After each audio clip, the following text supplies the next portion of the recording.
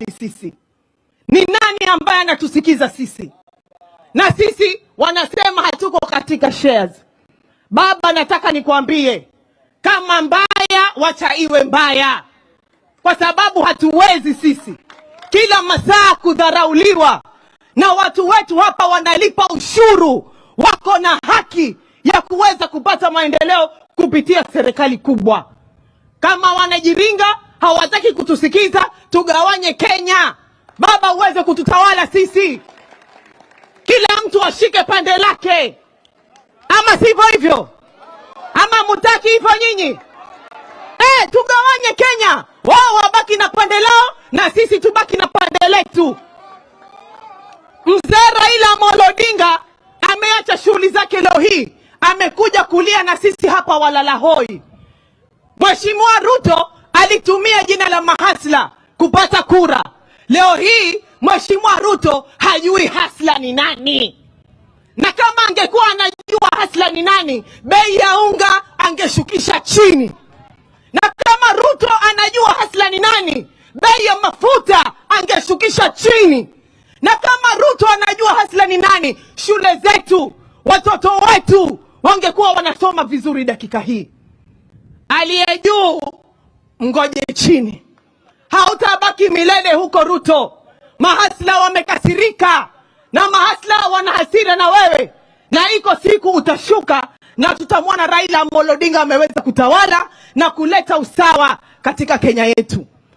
Hivi juzi mmemsikia Ruto alivyosema kuhusu huyu mfumo mpya wa watoto wenye ambao wanasoma chuo kikuu. Wameeleza yale maneno yao, kisha mwisho wanasema watakuwa wanaangalia wale watoto masikini zaidi. Sasa kama walimu wetu hawaandikwi kazi, sasa kama kazi zote zingine sisi hatuzipati, tuna hakika gani sisi kama wapwani kwamba watoto wetu watakuwa wanapokea msaada kupitia serikali kubwa? Kama vile huku kote wanavyotudhulumu, hata kule pia katika masomo, niko na uhakika kwamba watakao kusoma ni watu ambao wanatoka katika kabila mbili peke yake. Enough is enough. Baba, sisi tunaendelea na yale mazungumzo kwa sababu umenipatia fursa hiyo katika lile jopo la mazungumzo bipartisan talks. Lakini baba, pia hivyo tusiwaachilie hawa jamaa. Tunawaangalia pia vile vile. Wakileta madharau tunawatwanga na maandamano. Si ni hivyo? Kwa sababu baba akienda katika maandamano haendi kujiwakilisha yeye peke yake. Baba anajua yule hasla wa chini kile kitu ambacho anachokihitaji. Wacha mimi niweze kukamilia hapo. Niseme pole zaidi na wale ambao wako katika serikali kama ni Mackenzie, wafanye juu chini. Na mimi sisemi hati kwa sababu kwa ubaya. Waislamu, ukiona mtu amefanya jambo la kigaidi kama lile, hamalizi hata masaa, utaona ameuliwa, familia yake imeshikwa, imegadhabaishwa. Mackenzie anapelekwa kotini kufanya kazi gani? Anapelekwa kotini kufanya kazi gani? Kwani koti zetu sisi hatuzijui? Hamuzijui nyinyi? Sasa nataka niwaonye serikali. Wa mwanzo mulizembea, saa hizi msizembee, kwa sababu Mackenzie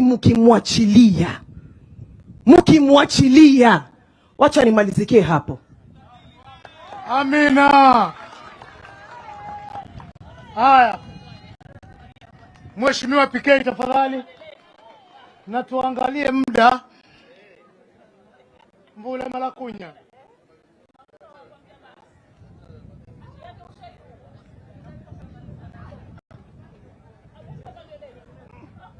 Abe kuno niriko hivi.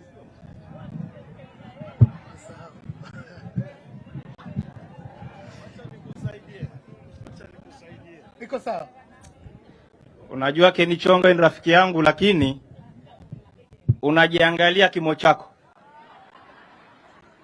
Unajua wakati watu walikuwa wanapatiwa vimo, nilienda kuchelewa.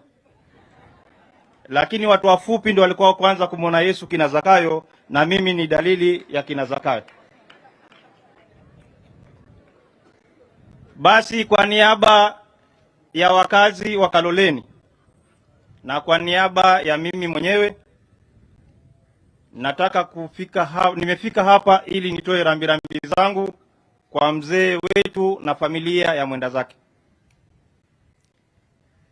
Kwanza nataka nikushukuru Baba Raila Amolo Odinga kwa kufika hapa leo. Umetuonyesha heshima kubwa sisi wa Mijikenda na wa Pwani, kwamba unatutambua wakati tuna dhiki na wakati tuna raha. Hii ni dalili kwamba wewe ni mzazi na unajua mahali kuna shida unaenda kusaidia. Kwa sababu ya muda, mimi nataka niseme hivi. Wewe kwa muda mwingi watu wamekosa kukuelewa. Wanafikiri wewe ni mtu wa fujo. Watu wa fujo tunawajua, na watu ambao wanatakia mema hii nchi tunawajua. Na wewe ni mmoja wa wale ambao wanataka mambo mazuri katika hii nchi. Ndio maana umeona nchi inaenda vibaya, ukasema wacha tusitishe maandamano ili watu wazungumze. Lakini ninajua safari hii ama wakati huu upande ule mwingine mko na njama ya kusambaratisha yale mahusiano ambayo yanatakikana. Mimi nataka niwaambie namna hii. Kama mnataka amani na nchi hii endelee, acheni Baba Raila Amolo Odinga aongee na Rais Samoei William Ruto ili waweze kukomboa nchi. Nyinyi wengine fanyeni heshima na Baba Raila Amolo Odinga. Hata kule kumtukana, ule uhuru wa kumtukana, kama si yeye kupigania urule, hungeweza kumtukana wewe. Fanyeni heshima na mzee ambaye ametoa maisha yake kutuweka pale tulipo. Hata Rais Ruto mwenyewe anaweza tu kumuita Raila mzee wa kitandawili, lakini hajamtusi hata siku moja. Wewe ni nani ukaweza kumtukana Raila Odinga? Lazima muheshimu. Na kama hamtaheshimu, tutawalazimisha muheshimu. Na sisi kama Wapwani, umefika wakati sasa hii mambo ya kusema tumeachwa hapo, ni tuungane sasa. Mumeona dalili, mumeambiwa nchi hii ni kampuni na watu wanahisa. Ni lazima tuungane kama viongozi wa Pwani, tuongee na sauti moja ili tuweze kuheshimika. Manendaje. Kwa hivyo mimi naunga mkono, na tunashukuru Baba kutupatia dada yetu Amina Munyazi kuwa katika ile jopo la kuzungumzia mambo ya amani ili watu waweze kufanya kazi pamoja. Umetuheshimu na tunakushukuru. Hii mambo ya huyu shetani anaitwa Mackenzie, mimi nataka niulize serikali, kitengo cha jinai na kitengo cha ujasusi, mulikuwa wapi siku hizo zote tangu 2005 Mackenzie akiua watu? Mulikuwa wapi? Na ni kwa nini huyu Mackenzie akishikwa mahakama inamwachilia? Watu wanatumia dini kujitayarisha, manazitajirisha. Ati siku hizi ukipeleka gari ndogo kama unajiita pasta, ati ni unaonekana wewe si pasta mzuri. Maana hili kama gari mabomu. Na kazi yao ni kuibia mwananchi. Wacheni kutumia Biblia kudhulumu wananchi wa Kenya. Mimi juzi Baba, kule kuna mzee kule Kaloleni tulimtia ndani. Ati alienda kanisani akaambiwa alale na mtoto wake kisichana ndo apate awe tajiri. Ni ushetani au ni mambo ya dini tena?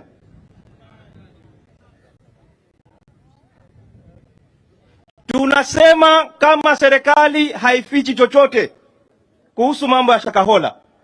Manake mkizuia watu kuingia, mkizuia waandishi wa habari kuingia, tunaanza kuwa na wasiwasi kunaendelea nini.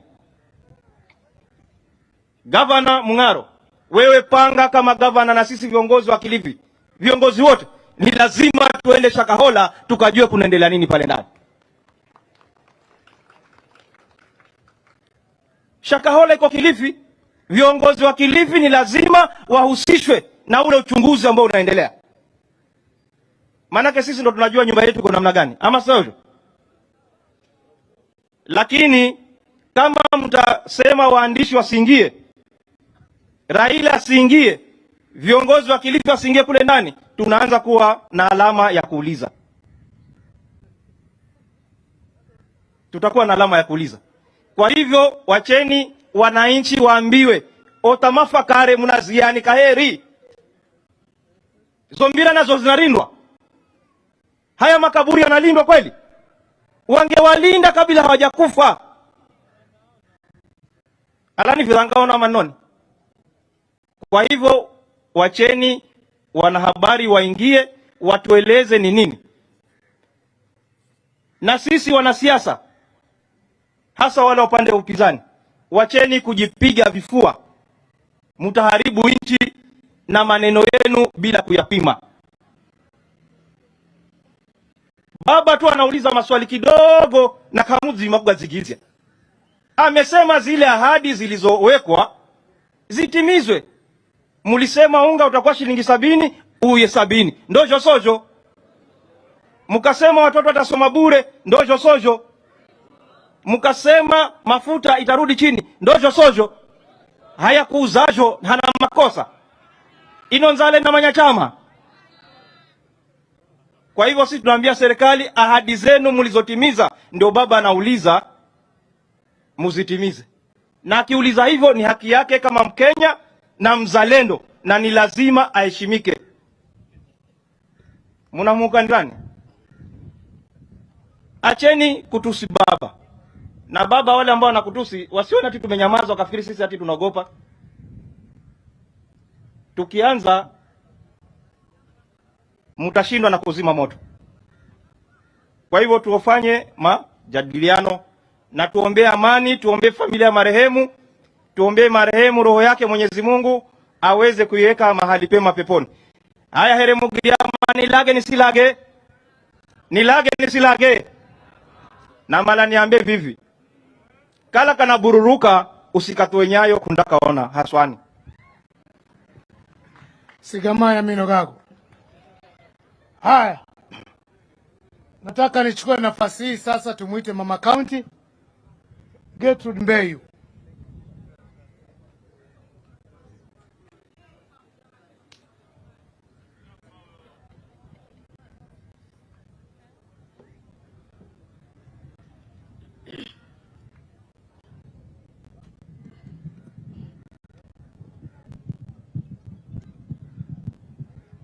Asante Mheshimiwa Kenchonga, mbunge wa hapa.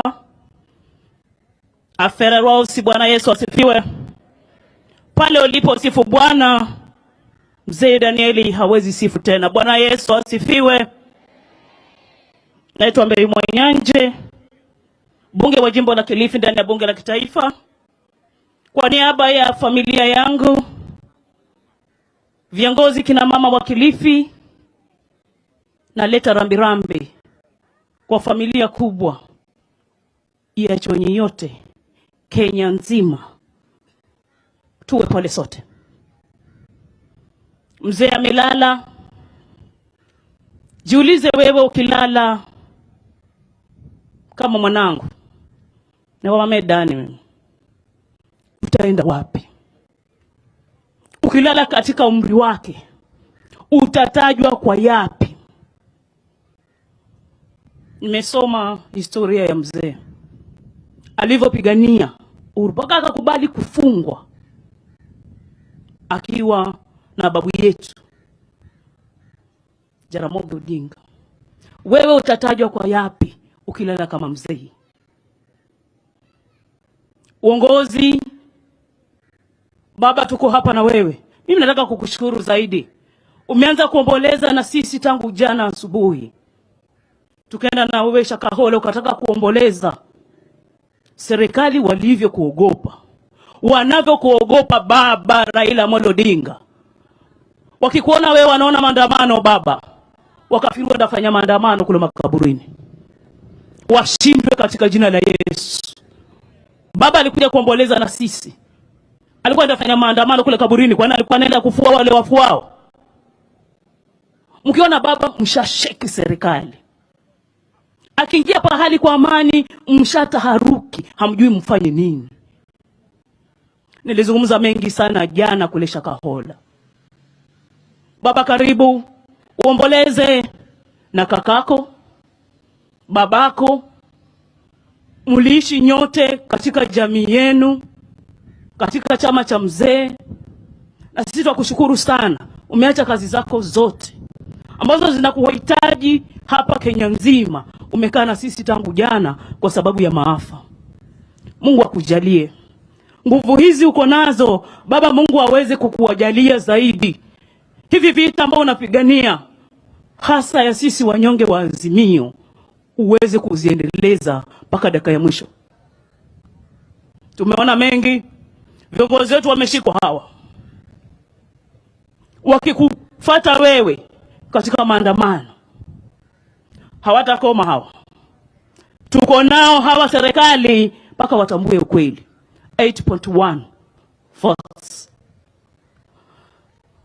Waseme wasemayo, sava hawatazifungua, maana washa distract baba. Wale watu wao wale walirudi humu Kenya, lakini baraka ziko pale zako kutoka pale mbinguni. Sisi tukutegemea. Maisha yamekuwa magumu baba, na hawa viongozi hawakuwa tayari na huu uongozi. Kila kitu kimewashinda. Wanaanza kuingilia vitu vingine vidogo vidogo havijulikani. Watu wanaumia njaa. Wanahusika na wale watu walienda wakafunga pale wakaone Yesu. Maana hawa watu walikuwa wanaumia na njaa, wakaona bahamafe, wakamwona Yesu kimbere. Huyu Mackenzie, Ibilisi Mackenzie, ambao ni mshirika wenu, Mungu kitageuka hichi kigogo kwake. Wale watu baba wako pale Shakhahola ni wengi sana. Tuliambiwa jana pale katika ile hafla ya maombi. Ile shamba yote ni makaburi. Hii story ilianza kitambo. Na mimi nilisema, DCI walikuwa wapi? NIC walikuwa wapi? NSAS walikuwa wapi? Nilipo kasema, mbona saizi wanakataza viongozi kuingia pale? Ni nini? Baba, leo ni mpole mimi. Uliona jana, leo ni mpole. Kwanza wanakuogopa. Wanajua utasema ukweli. Waziko kuogopa hawa, maana chuma chao kumotoni. Wa Kilifi tuumia kweli, njaa. Lakini na waomba watoto wetu waende shule. Mahubiri wa uongo tuwakatae. Mackenzie alikuwa anaambia watoto wasisome, mbinguni hakuna elimu. Tuliambiwa Yesu atarudi mara ya pili. Mackenzie anaambia watu wamfuate Yesu. Wewe mtungana hiko ya Yesu ya Mackenzie tuamba watu wamtue. Njira hiyo rekwenda muona ya Yesu tawamba watu wafunge vende bakamone. Mackenzie kushindwa na ashindwe. Mackenzie kumala kushindwa na ashindwe. Aibu sana. Viongozi wa kanisa wako hapa. Viongozi wa kanisa tuko nao. Wanahubiri Injili. Kakangu Jumangao yuko hapa. Aeleze Qur'an na aeleze Biblia. Yesu atarudi mara ya pili. Yewamba kwa mtunga anakukuta tubende bakamone kisha yeye andafa mwisho. Ndio akonane na yeye Yesu. Shetani si shetani ni ibilisi si ibilisi. Baba, karibu omboleze nasi familia ya mzee wangu Daniel. Baba melala, amemaliza kazi. Tumkumbuke kwa yale mazuri aliyofanya ya Kenya nzima, Kilifi na Chonyi. Na Mungu ailaze roho ya mzee Daniel Machiru Korokoro mahali pema peponi. Asanteni. Amina.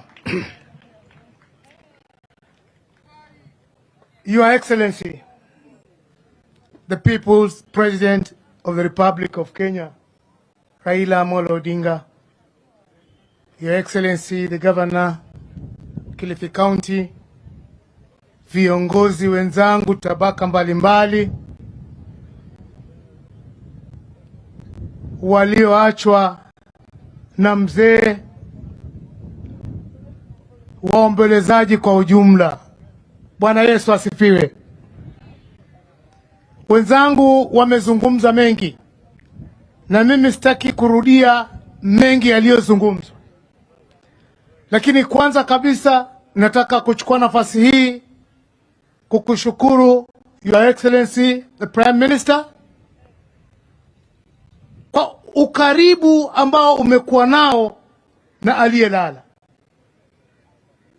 Wengine mtafanya kusikia ya kwamba Mheshimiwa Raila alikuwa karibu na huyu mzee alolala. Mimi ni shahidi ya ukaribu wako na huyu mzee ambaye amelala.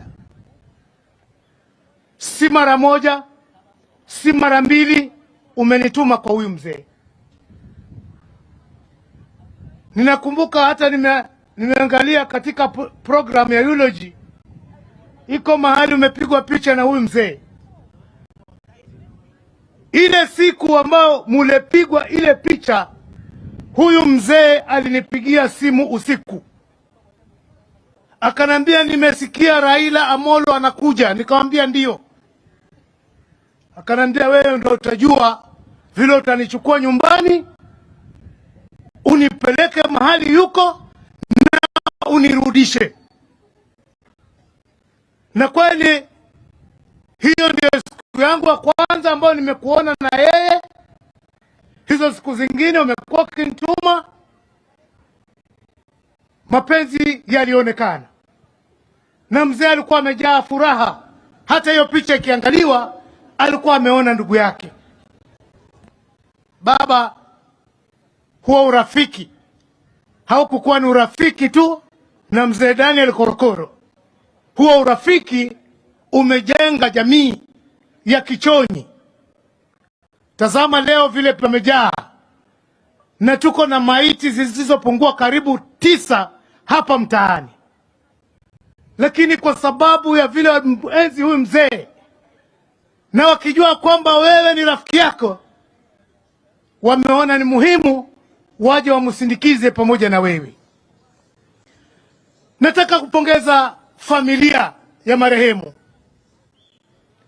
Mzee Daniel alikuwa amebakisha miaka kidogo sana afikishe 100.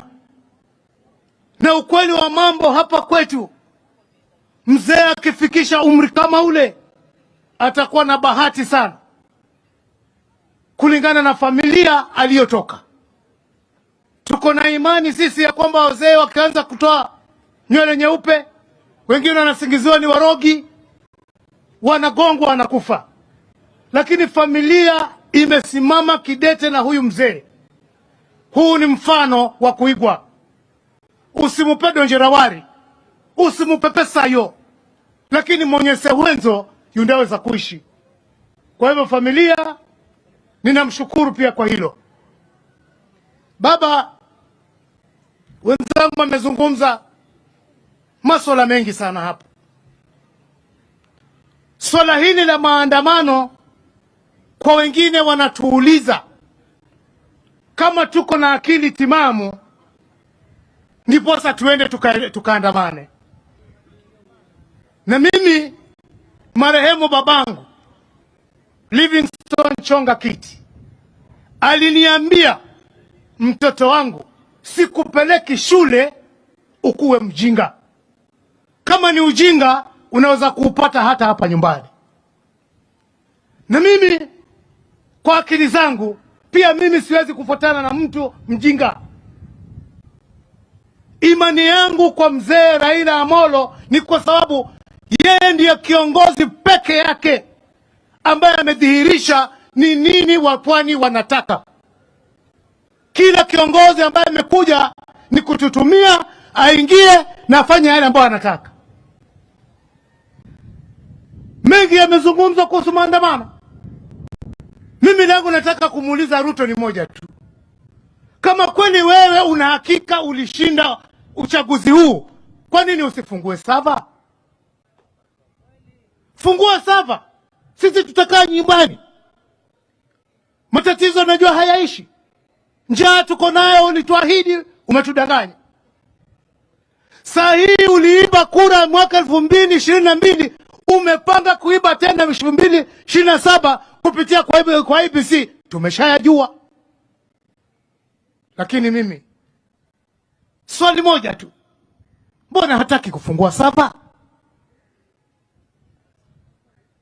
Na mimi lazima tujue ya kwamba siku zote hakuna kitu kizuri kitakuja rahisi.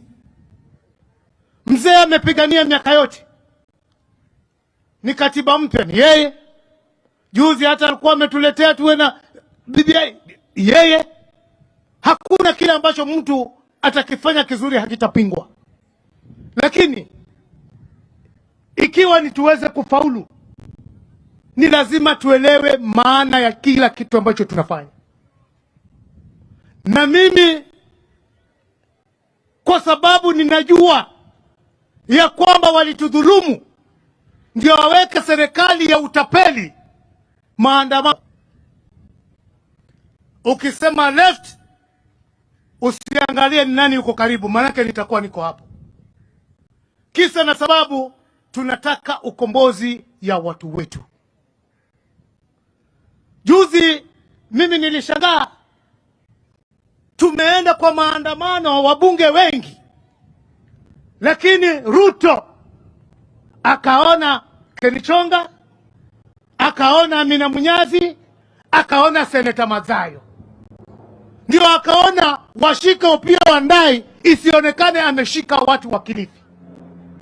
Na kisa na sababu ni kwa sababu Kilifi ilisimama na wewe to the last man, na akafikiria kutushika sisi, kutuweka ndani. Hivyo ndivyo ambavyo kwamba atatufanya sisi tusiwe wafuasi wako. Lakini Ruto anamwambia bado hujafanya lolote, na kuandamana tutaandamana kwa sababu ni katiba imeturuhusu na tunajua umuhimu wa chenye tunatafuta. Kilifi will remain for ODM kwa sababu kiongozi anajua watu wa Kilifi wanatafuta nini. Serikali ambayo iko kwa mamlaka, ndugu zangu, kama wenzangu walivyozungumza, ni serikali ya matapeli. Walitafuta kila aina ya njia ya kumshawishi nyinyi, sijui mama mahasela, sijui mama mboga. Angalieni, Uhuru alikuwa na naibu wa waziri 21, yeye yuko na 50. Mama mboga ni wangapi? Mahasela ni wangapi pale? Serikali kwa mara ya kwanza ya Kenya Kwanza tunasikia ati kuna ofisi ya bibi ya waziri mkuu. Mwegasikira higano mwe. Watu hapo wanalala njaa. Hao wametengeneza maofisi ambao bajeti ya karibu kila ofisi haipungui milioni 40 kwa mwezi. Mtabaki na njaa, mtabaki na njaa. Ni chapa wendo kada mwenda wazimu mino. Hapo ndipo mmepelekwa. Ndugu zangu hawa wamelia hapa mambo ya Shakhahola. Mama Ida Odinga mwaka juzi alizungumza wazi, akasema haya makanisa yaratibishwe. Na wakati akisema hivyo alikuwa amemuona huyu pepo, huyu Makenzi akiwa yuko kwa jukwaa pamoja na bibi ya Ruto. Alikuwa amemuona Ezekiel kwa bibi ya Ezekiel na bibi ya Gachagua pamoja Kasarani. Na mama kauliza ni kitu gani kinaendelea hichi? Lakini Ruto na Gachagua wakachukua hiyo kama ndio sababu, wakisema kwamba Raila Odinga amesema makanisa yafungwe. Ye Raila weka gomba hiko hano. Ndugu zangu, lisemwalo lipo. Ndani ya bunge mimi niliuliza, siku 8 baada ya kwamba magazeti, TV, redio zimetangaza mambo ya Shakhahola, ndio Ruto kwa mara ya kwanza anaanza kutamka. Je, anatuthamini sisi? CID baada imewekwa kwa magazeti na nini ndio wanaanza kukubali kuna mambo yanaendelea. Sisi ni shareholder kweli?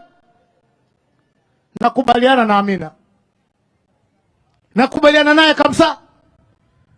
Yo nyungu na itoke yo nyungu. Hatutakuwa sisi tunatumiwa kama kitunguu cha kuongeza ladha kwa mchuzi, lakini wenye kula mchuzi ni wengine. Haitawezekana Ruto, haitawezekana. Na mimi nitasimama kidete. Hilo jopo ambalo limechaguliwa hilo la kuangalia Shakhahola, mundagasikira mwengu, hatutakubali hata mara moja. Hawatatubutu kuingia hilo shaka, vile vile alivyomzuia mzee Raila kuingia, hao hawataingia. Chikala ni mabunduki na waubige risasi ndagoma kafyanza rero, hata mtumia wechaseka vya kutosha. Lakini ule wakati wa kuendelea kufanya watu wajinga, huo wakati umekwisha. Nino zamba sisi goma maji, maana ni zambo muda ugoma.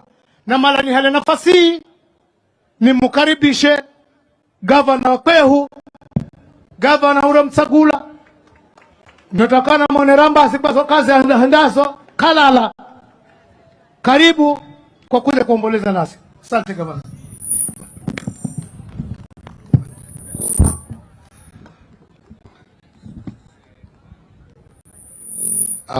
Asante Mheshimiwa Ken Chonga, Waziri Mkuu wa Mheshimiwa Raila Amolo Odinga, familia ya mzee Daniel Mwachiro Kokoro,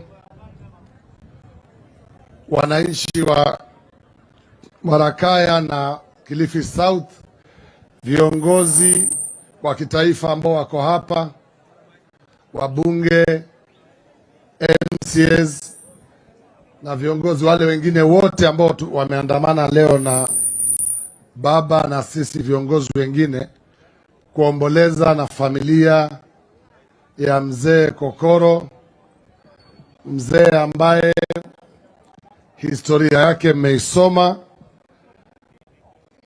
mumeambiwa yale mzee aliyofanya. Umeona mzee akiwa kijana mdogo pale, akiwa shule kule, akiwa college kule Jaramogi, na uhusiano wake mpaka akaishia jela na baba ya waziri mkuu, akawa detention, na mpaka sasa leo watoto wake pia KISII na Odinga ambao leo wako hapa. Nafikiri hakuna heshima nyingine kubwa ambayo leo Mheshimiwa Waziri Mkuu umefanya kwa familia hii na watu wa Kilifi South kama kufika kwako kwa hafla hii ya mazishi ya mzee Kokoro. Najua ulikuwa safari na ukanipigia simu ukaniambia umeongea na KISII na wenzake, na hata kama watazika kwa sababu wamepanga siku zao, lakini ungependa sana heshima zako za mwisho za mzee Kokoro, na familia ikafanya hivyo, wakasubiri ukarudi, na leo umejumuika nao. Kwa hivyo tunaambia pia familia asanteni sana kwa hiyo heshima ambayo mlimpatia waziri mkuu, ili leo awe shahidi wa kumsindikiza mzee huyu. Tumeona historia ya mzee ambayo wote tumejisomea, ya misimamo yake ya kielimu na pia kisiasa. Na nikisimama hapa, mzee huyu mnajua nyote kwamba alikuwa katika chama cha ODM. Na mimi nataka kuambia viongozi wote wale mmeongea hapa kwamba mimi nikiwa gavana wa Kilifi, hii serikali ya Kilifi ni serikali ya chungwa, ni serikali ya ODM. Na mimi najua wengi mmekwenda huku mkitapatapa, lakini acha niwaambie, mimi hamjaniona nikinyemeleana na wale watu wengine. Hata nyinyi nafikiri wenyewe mmeenda huko wengine na waona kwa mbali, lakini mimi naendesha serikali ya Kilifi ya ODM, si ndio? Ama serikali ya Kilifi ni gani? Na mimi baba, nataka nikuhakikishie kwamba hii serikali ya Kilifi haitakuwa tu serikali ya ODM, itakuenua sura, kwa sababu watu wa ODM tuko na mwelekeo, na ndio maana juzi last week mliona serikali ya Kilifi imepata kura ya kuwa serikali kutoka 37 kwa miezi 8 mpaka 17, na baada ya miaka huu miwili Mheshimiwa Prime Minister nataka kuambia Kilifi itakuwa number 1, kwa sababu sisi hatupigi ile domo watu wanapiga pale.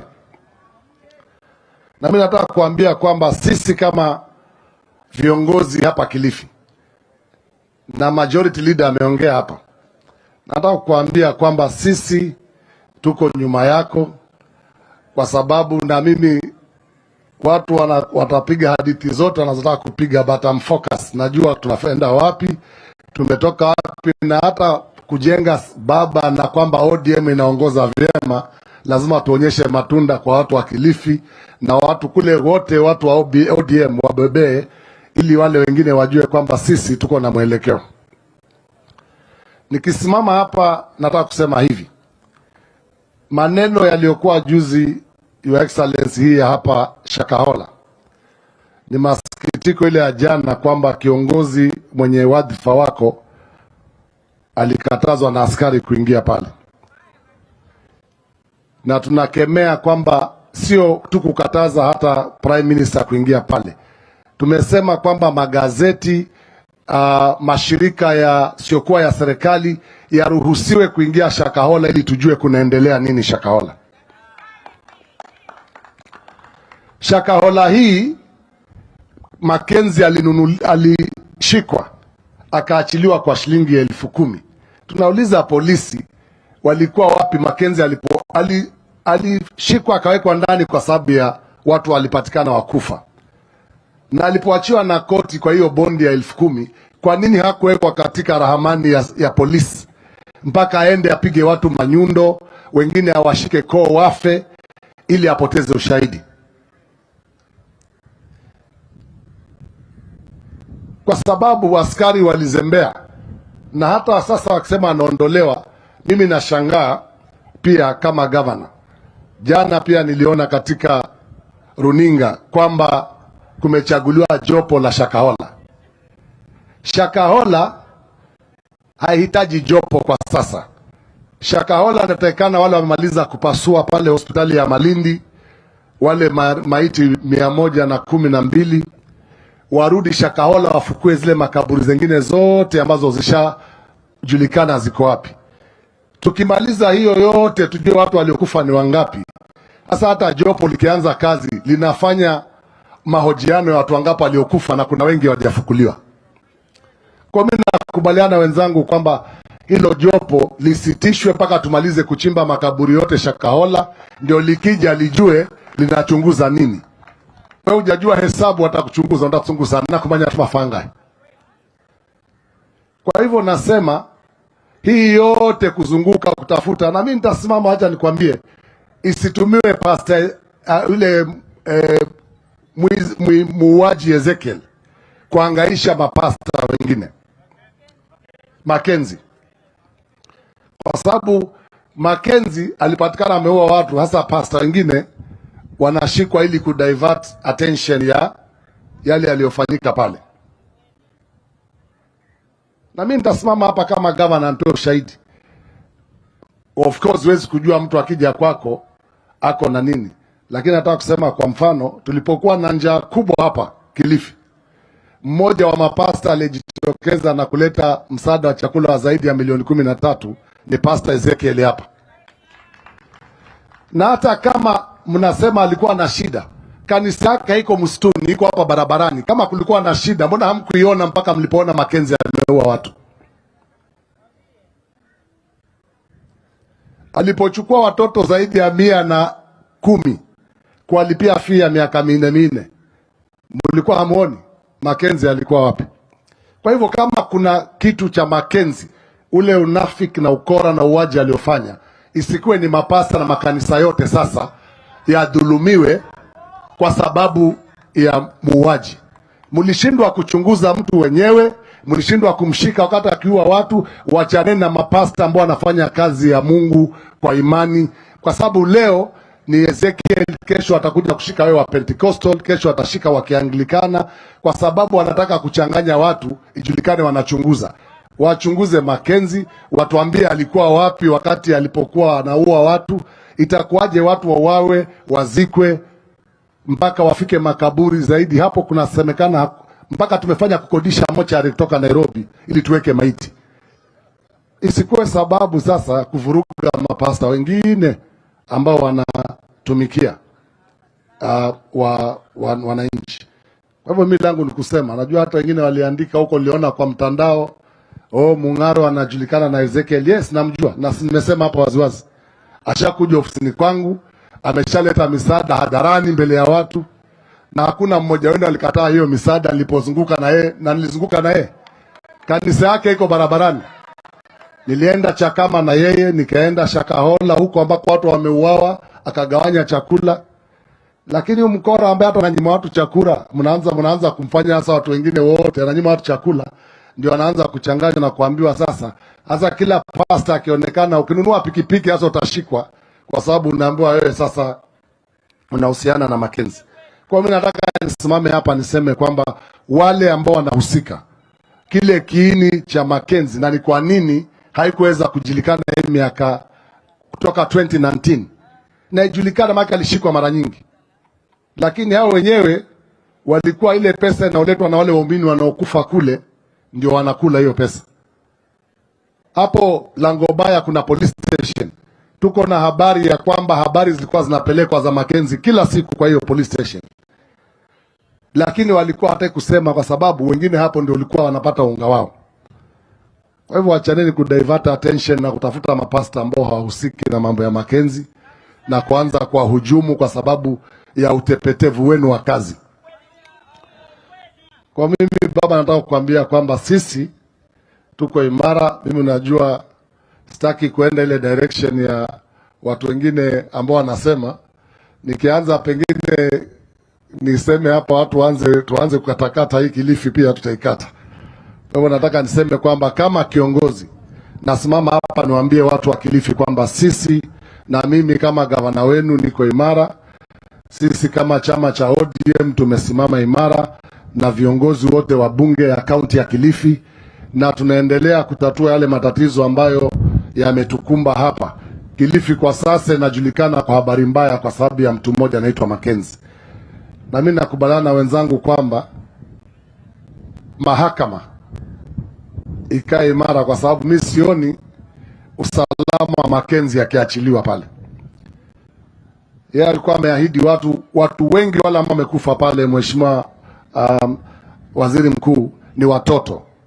Inasikitisha sana kwamba pasta huyu aliahidi watoto wafe mwezi wa 3, wa mama mwezi wa 4, wa baba mwezi wa 6, ati alafu yeye atapaa mbinguni. Sasa wewe hutaki waumini wako wakuone wanakufa, so wakuone ukipaa, mbona wafe alafu ndio wewe upae?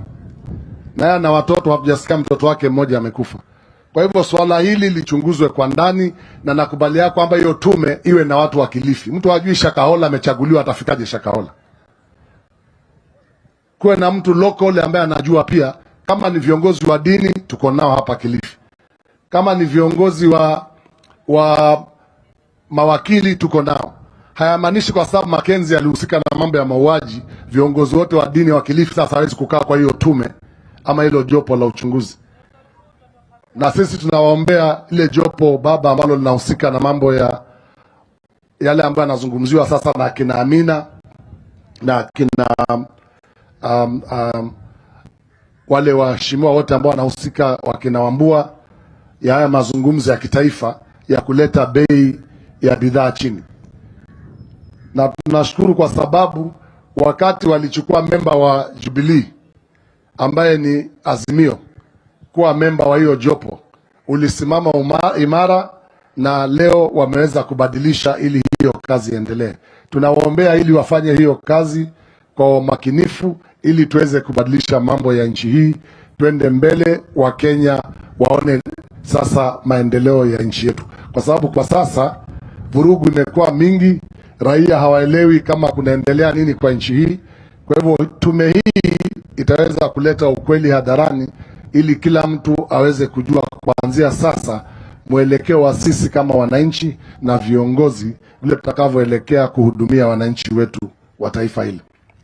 Kwa hivyo mimi nataka kuambia familia ya mzee Kokoro kwamba tumekuja sote hapa kama viongozi tukiongezwa na kinara wetu, tuje tuwape pole, na niwaambie kwamba yale yote ambayo tunaweza kufanya kama kaunti ya Kilifi. Najua mwenyekiti wa Chonyi Council of Elders ameomba tutafute mradi mmoja ambao utatajwa kwa jina la mzee Kokoro.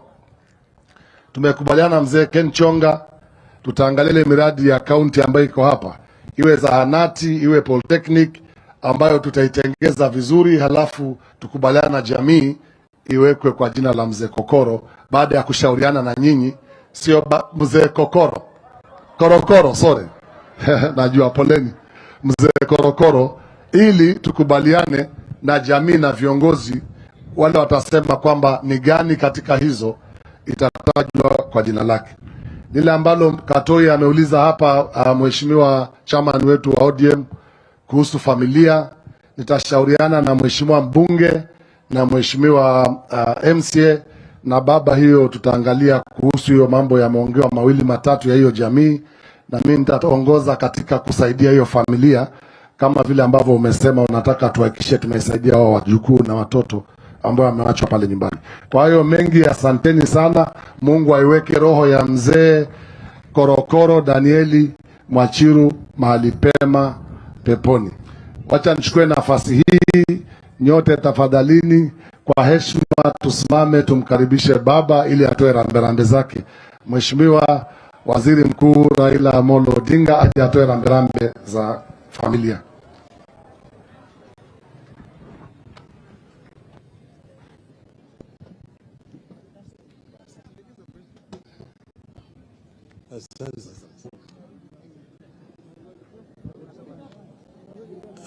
Haya, wananchi hamjambo, asimilani, asanteni sana, asante sana. Unaweza kuketi. Kwanza mimi niko na furaha tele kuona vile mmefika hapa siku ya leo, siku ya kusindikiza ndugu yetu Daniel Mwachiru Korokoro. Sasa nimeona hapa wabunge wote wetu wa hapa Kilifi wamefika. Nimepata simu kutoka kwa senator wa Kilifi, Senator Steve Mazayo, yuko nje kule Amerikani, na ametuma risala yake ya rambirambi. Sasa nimeongea na yeye. Mimi nimekuja siku ya leo sio kuomboleza, lakini kusherekea maisha ya rafiki yangu. Bwana Daniel Korokoro ni rafiki yangu na tena ni kama ndugu yangu mkubwa. Yeye alikuwa ndio kama mtoto wa kwanza wa Jaramogi. Na yeye ameishi maisha ya unyenyekevu, maisha vile vile ya ujasiri na maisha ya uzalendo. Yeye ndiye alikuwa wale wote ambao walishiriki katika harakati ya ukombozi wetu wa kwanza katika taifa letu kule. Yeye kwanza mbeleni alikuwa katika chama cha KADU, lakini baadaye akaja kwa KANU. Hapa eneo hii mtu mwingine alikuwa kwa KANU hapa, alikuwa anaitwa Mwenga Chokwe, ambaye alikuwa anatoka pande ile ya Rabai huko. Sasa Korokoro alikuwa pamoja na Jaramogi katika KANU, lakini baada ile mambo ya Limuru Conference, yeye akatoka na Jaramogi na wakaunda KPU, Kenya People's Union. Sasa wakaendelea katika wakawa ndani ya KPU. Yeye mpaka akawa ndiye organizing secretary ya KPU. lakini kulikuwa na tukio kule Kisumu, wengine wamesoma hiyo historia. Baada ya hiyo viongozi wa KPU wakashikwa wote. Ilikuwa ni mwezi wa Oktoba 1969 na wakawekwa ndani. Jaramogi alikuwa wakawekwa ndani ya house arrest. Mimi wakati huo ni kijana, nimetoka Ulaya, tulikuwa pamoja na Jaramogi katika house arrest. Lakini baada ya siku 4 Jaramogi akachotwa, akapelekwa kule huko Hola. Alafu wakatangaza ya kwamba Jaramogi amekuwa detained. Ukiangalia gazeti ya Nation tarehe 24 ya Oktoba ya mwaka huu 1969, headline andika Odinga detained. Alafu kesho siku hiyo hiyo bwana Korokoro na bwana mwingine alikuwa anaitwa Pio Nyango wakatoa taarifa, wakasema ati ingawaje viongozi wa KPU wameshikwa wote na wabunge wote, KPU bado iko. KPU is alive and kicking, says Korokoro. Na mimi kama bwana Daniel Korokoro sasa nimechukua hatamu ya uongozi ya KPU. Mimi ndio president ya KPU. Sasa hiyo ikatangazwa katika redio na ikawekwa katika gazeti keshowe. Siku hiyo hiyo Korokoro na yule mwingine zake wakachotwa, wakawekwa ndani. Na siku hiyo wakatangaza vile vile KPU imepigwa marufuku. Wakaenda akawa ndani kwa miaka 2 kule katika kule detention. Lakini alipoachiliwa pamoja na Jaramogi akakaja mpaka akafika kule mpaka Kisumu. Na akatueleza vile walikuwa huko katika detention. Sasa bwana Korokoro wakaungana tena na Jaramogi na wakaendelea kupigania harakati ya uhuru ya pili ya taifa letu. Wakati yote mpaka ikafika 1992 tukaunda Ford. Yeye alikuwa ni mmoja wa viongozi wa hapo pwani ambayo walikuwa ndani ya Ford ilipokuwa imeundwa. Bwana Korokoro tumekaa naye ndani ya Ford, baadaye Ford Kenya, NDP, LDP mpaka ODM. Tumekuwa naye mpaka wakati huu.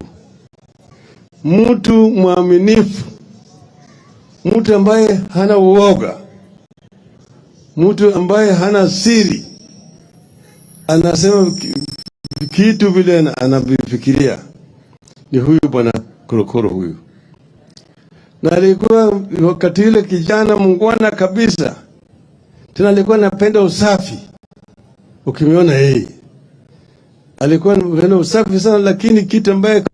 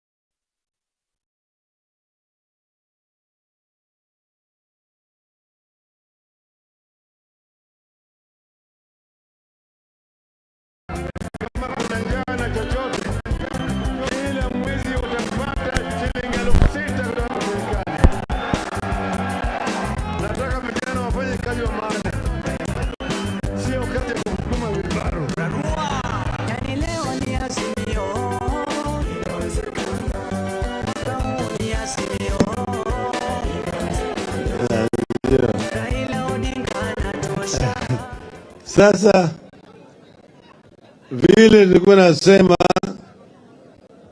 ati Bwana Korokoro amefanya kitendo ya uzalendo. Tuna sasa omba Mungu aweke moyo wake palipema peponi. Sasa amewacha familia nyuma hapa. Tutabaki na nyinyi, tutasimama na nyinyi hata kama mzee ameenda. Nyumbani kwangu ni wazi, ni nyumbani kwenu. Kama mna shida, mnajua vile kunipata mimi. Vile mzee alikuwa ananipata, mtazidi kunipata mimi namna hiyo. Sasa pili, mimi nataka nitoa shukrani kwenu nyinyi hapa watu wa Kilifi. Manake mlipiga kura vizuri sana mwaka jana. Kura zenu ilinyesha kama mvua. Tunatema shukrani sana kwenu. Tena nyinyi mmezidi kila mara kwa mara kusimama imara na sisi. Na mimi na hakika tutaendelea mbele na sina hakika sisi tutafaulu. Sasa swala nyeti sasa wakati huu ni mambo hii ya Shakhahola. Mimi nilikuwa Dubai niliposikia mambo ya Shakhahola. Nikasikia watu wengi wamekufa huku Shakhahola. Baadaye mimi nimekuja na jana nilijitokeza, niliwaambia wabunge mimi nitakuja, nataka kwenda Shakhahola nione. Niliambia usiende Shakhahola. Shakhahola kuna shetani. Nikasema ndi sababu ninataka mimi niende nionane na hiyo shetani. Sasa mimi sikujua ya kwamba wewe unahitaji atikibali uingie pale ambaye kumekuwa na maafa. Manake pale ambaye kuna maafa ndio natakikana watu waende huko. Kwenda huko tunaambiwa ya kwamba sasa hii imekuwa ni at operation zone. Haitakikani watu waingie huko. Nikasema ni kitu gani ambaye inafichwa hapa? Hata waandishi wa habari hawajakubaliwa kuingia kule Shakhahola. Sasa uchunguzi gani ambaye inafanyika hapa Shakhahola? Na watu tayari wamekufa. Kama wewe unafukua maiti kwa kaburi, hiyo ni siri. Hiyo ni siri. Sasa mimi nikasema sisi tuko na haki kama Wakenya kwenda kuona. Kufika pale naambiwa haiwezekani. Nikapiga mpaka simu kwa waziri. Akaniambia mimi ati mpaka ningoje kama wabunge mnakuja naweza kwenda na hao wajumbe. Sasa nikasema mimi ni kiongozi ya wale wajumbe. Mimi ni kiongozi wa chama cha kitaifa. Na nimekuja kwa niaba ya mamilioni ya Wakenya. Naweza kukatazwa. Wakanikataza. Lakini yale ambayo nataka kusema hapa, kale ambayo yamefanyika kule Shakhahola ni kitu ambayo mpaka ilaniwe na ulimwengu mzima. Manake vile unaona mizoga ya watu zinafukuliwa, kaburi moja iko watu kama 5, mtu amezikwa pale na bibi yake na watoto yake, na hiyo yote ilikuwa inafanyika.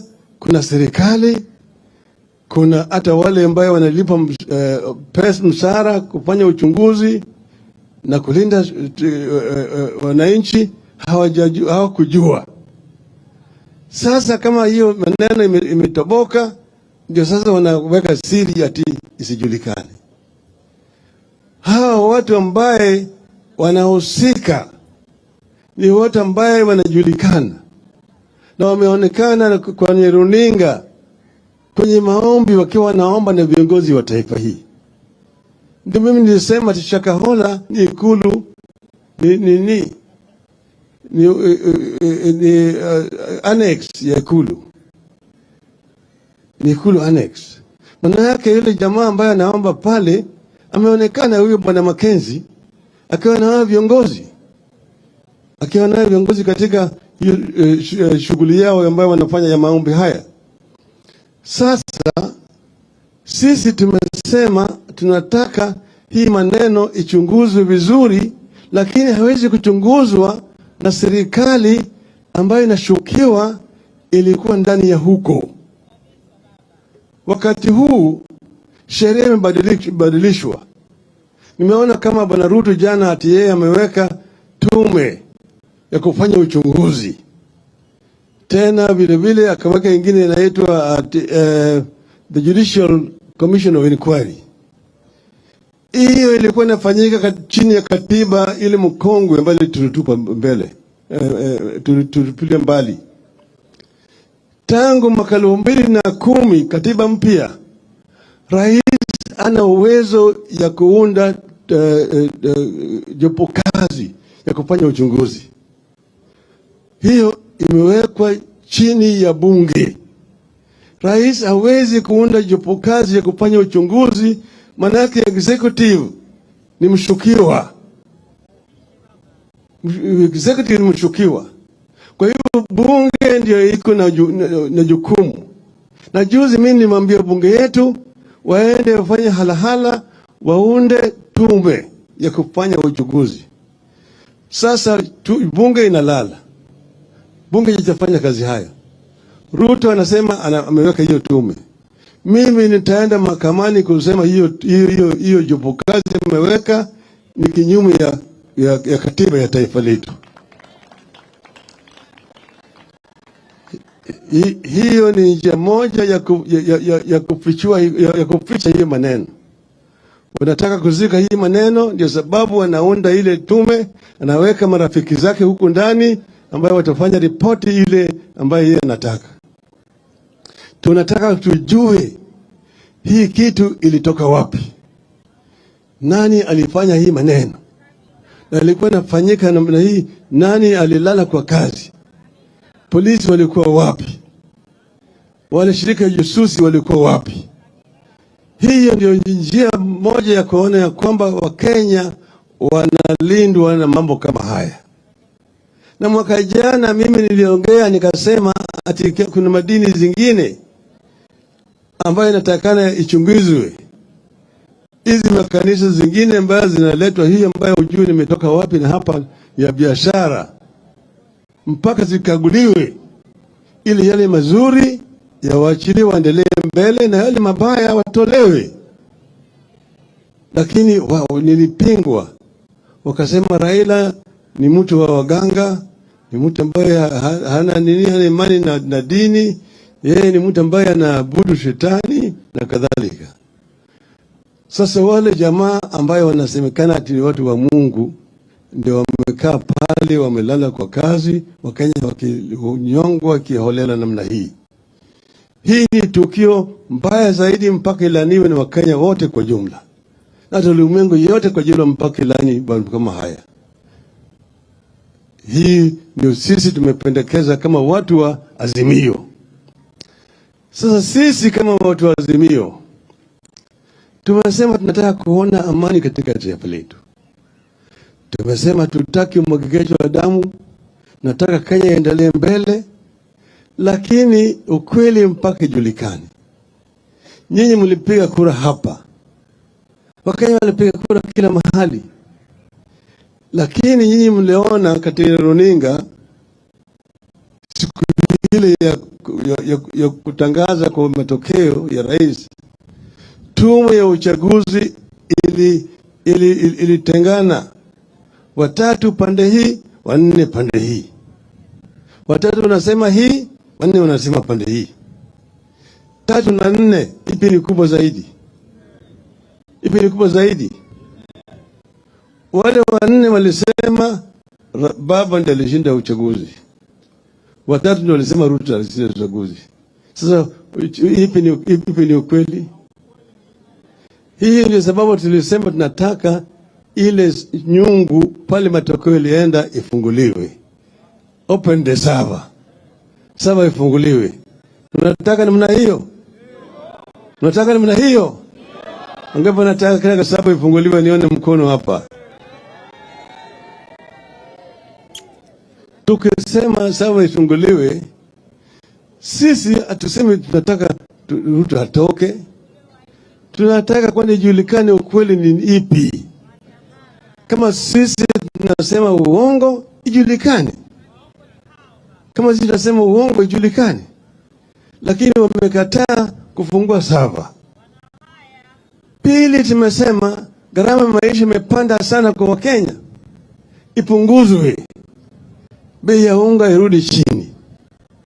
bei ya mafuta irudi chini, bei ya sukari irudi chini, hata karo ya shule irudi chini. Hiyo ni mbaya? Hiyo ni mbaya Alafu vile vile sisi tumesema ati tukiendelea mbele, hii umalaya ya wanasiasa ambayo wamechaguliwa na chama moja, akienda pale anapewa rushwa, anaingia pande ile nyingine, ikwishe. Sio ni malaya? Sio ni malaya? Wewe umechaguliwa na ODM, ukienda kule juu unaelikwa, naenda Ikulu, unapewa kitu kidogo, unasema mimi nimeenda kutafuta maendeleo. Hakuna maendeleo kule Ikulu. Sasa baadaye unatoka pale, unaingia katika Kenya Kwanza. Tumesema kama wewe ulichaguliwa na chama cha ODM na wewe sasa unataka talaka, uingie katika chama cha UDA, basi wewe rudi kwako. Kwanza peana notisi talaka mara 3, alafu sisi turudi tuende tuchukue mahari yetu, alafu rudi kule tukone na wewe kwa kiwanja.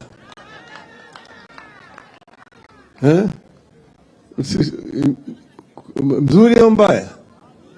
Mzuri au mbaya? Tumesema wewe kama wewe unataka kwenda sawa, lakini vile Waislamu nasema tuone kwa furaha, tuwashinde kwa furaha. Kwa hivyo kama wewe unataka kutoka, sisi hatusemi usitoke, kwenda, lakini mahari yetu rudisha, turudi na wewe kwa kiwanja, tuulize wananchi, wakikupenda wewe watakupigia kura, wakikukataa wewe watampigia mwingine, ama sio? Hiyo ni demokrasia uendeshwa ulimwengu mzima. Lakini mambo ya kusema unaingia kule bungeni, unanunuliwa, unaenda ngambo ile nyingine, hapa bosi yako umewacha, wao bado wako katika chama ile ambayo alichagua wewe, hiyo tunasema mpaka ikwishe. Sio ni sawa sawa? Hayo vile vile ni maneno tunataka yajadiliwe na hii tume. Hii kamati ambayo tumeunda hivi karibuni. Na tumewapatia siku 30. Siku 30 wakutane, wajadiliane, watoa ripoti, watuletee sisi. Na mpaka hiyo ripoti ya kuridhisha. Wasipokubaliana hapo, sisi tunarudi kwa kiwanja. Turudi kwa kiwanja. Mnataka turudi kwa kiwanja? Turudi kwa kiwanja. Haki ya kufanya maandamano iko katika katiba mpya hii.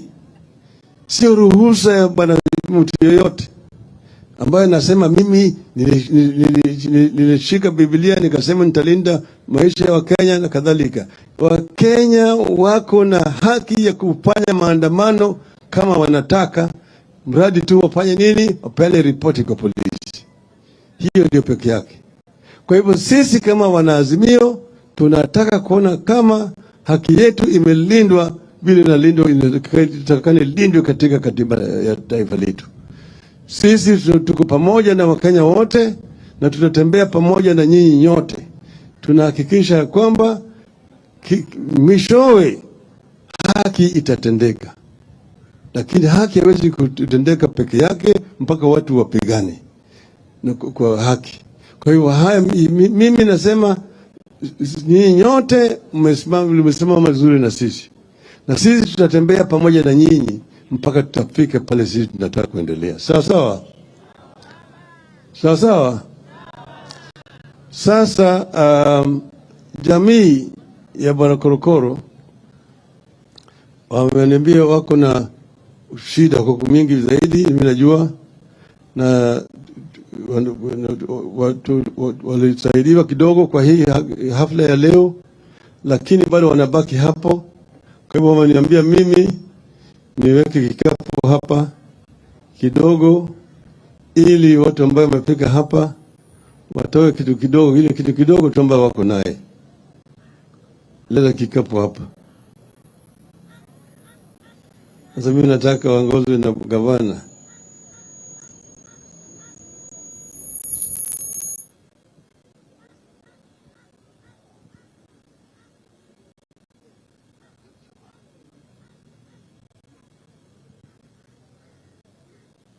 Nani atakulia? Nani atakulia?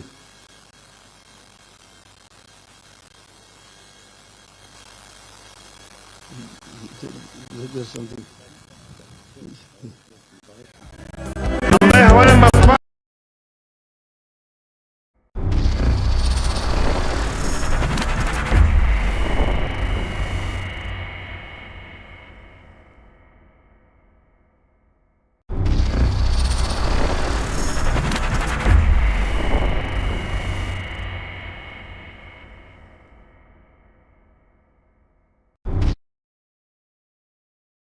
na 4:20 mpaka 28.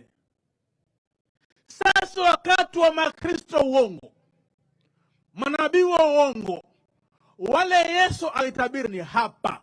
Kwa nini? Mathayo 10:29 Yesu anasema, jitieni nira yangu, mjifunze kwangu, maana mimi Yesu ni mpole na mnyenyekevu wa moyo, nanyi mtapata raha nafsini kwenu, maana nira yangu ni laini na mzigo wangu mwepesi. Mnyenyekevu wa moyo ataoa mtu Shakhahola. Mnyenyekevu wa moyo ataoa watu Shakhahola. Wanafunzi wa Yesu wangapi Yesu aliwaua wakati wake? Kuna siku Yesu aliitwa Kristo Galilaya msituni akawanyonga. Huyu Yesu alonyonga watu 5,000 ni Yesu wa nchi gani? Ndipo akaonya watatokea makristo wa uongo na nabii uongo. Sisi Waislamu tunataka nabii. Nabii wa mwisho ni Yesu na Muhammad. Hakuna nabii baada ya Yesu na Muhammad. Ukiona mtu ajiita nabii wakati huu, Yesu akamwambia muongo huyo. Huyo muongo huyo. Na ndo sasa hivi kumechacha manabii kweli kweli. Manabii ambao ukiwaangalia wanyonyora pesa za masikini na kanisani mwao. Miujiza ya uongo, viwete wa uongo, midomo ya kombo ya uongo, wambalanga wa uongo. Kama kweli manabii wanaponya, siwende Makadara. Siwende Makadara pale. Siwende Kilifi hospitali. Wakristo, someni kitabu chenu. Hutasikia shekhe wa nabii hata siku moja. Nabii wa mwisho Yesu na Muhammad, full stop. Hasa nyinyi mtatatiza, ndugu zangu, na washauri. Nyinyi tatizo lenu mmoja, ndugu zangu. Hamtaki kusoma kitabu chenu. Ndio shida kubwa. Muislamu mtoto anakwenda madarasa kutoka asubuhi. Madarasa na shule. Si rahisi Muislamu kuwa Mkristo kwa sababu kutoka day 1 madarasa kutoka miaka 3. Akiitwa Sheikh Juma Ngao, nimejaa Qur'ani sawa sawa. Huntoi ngo hata kwa vinovumba. Nyinyi ndugu zangu hamsoma kitabu chenu, hasa kasome Mathayo 24:22 mpaka 28. Kwamba maana wakati ule ukifika, kuja Yesu kufika, watatokea makristo waongo na manabii waongo, watakuwa na ishara kubwa na maajabu. Akifanya watumia chini. Ishara kubwa na maajabu. Kama yamkini watawapoteza hao, hata wale wa Kristo wazuri watasombwa na hao. Soma hicho kitabu ukielewe. Kwa hiyo mmoja hao manabii waongo ni huyu Mackenzie. Ni huyu Mackenzie. Na nastaajabu alikuwa Ikulu. Na tangu watu wafe, Gachagua, Ruto hajaja. Ala sinjama moja. Maana Westgate ilipovamiwa, Westgate walikufa only 36 people. Serikali ilikwenda pale yote. Na waandishi wa habari kutoka day 1 Westgate hawakuzuiwa mpaka siku ya mwisho. Urongo kweli? Ikiwa 36 people, media haikuzuiwa, serikali ilikuwa pale, mpaka kwa majeshi walikuwa pale. we leo Ruto na Gachagua hujaja hapa na hutaki presi, ala hamko njama moja na huyu Bishop Mrongo. Nauliza tu kwa heshima, sasa kama ni uchunguzi, achunguzwe huyu Makenzi na Gachagua na Ruto. Leo baba amekuja, anakwenda Shakhahola, ameguswa. Huyu ni mzazi bwana, ameguswa. Watoto wachanga wanachona na njaa mpaka anakufa. Kama hufiaraka wapigwa nyundo. Yeso gani kupiga nyundo watu?